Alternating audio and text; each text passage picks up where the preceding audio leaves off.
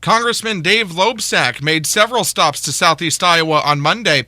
The congressman was visiting with local fire and police departments to help determine their needs and wants in dealing with the federal government.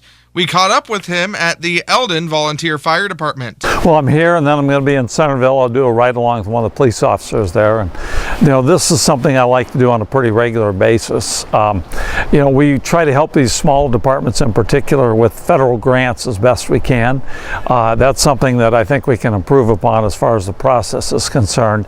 Eldon Fire Chief Linda Manley says her department received grant funds from the federal government following the terrorist attacks of September 11th, 2001. She adds, though, that the money quickly dried up and her department hasn't received a grant from the federal government in approximately 10 or 12 years. The grant writing process, it really needs to be done by someone that knows how to write grants, and that takes money. I mean, these people don't do it for free.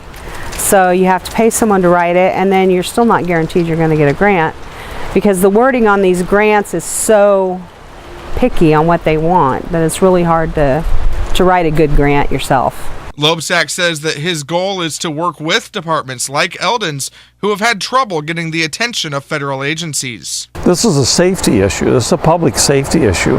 So we've got to make sure that these fire departments, who really are both the first and the last line of defense in communities like this, we have to make sure that they have the equipment, they got the folks who are here to get the training, so we can make sure that we assist folks, especially in these rural areas. Manley adds that her department has a long list of wants and needs. Well, we need new SCBA, which is our air packs, and we also some of them need some new gear with that. And last year we attempted to fund a new truck through that, but we're turned down for that. But since then we've remediated that situation. The department has used funds from the annual haunted house to purchase the Queen Mary fire engine a year and a half ago.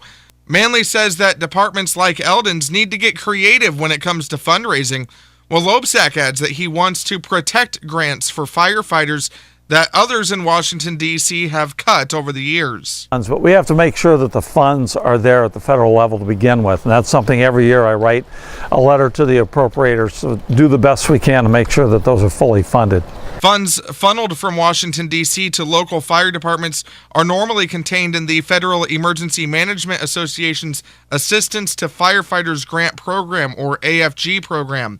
That grant program recently funded $80,000 for the Packwood Fire Department in Jefferson County for the purchase of personal protective equipment, and $180,000 to the same department for the purchase of a new vehicle.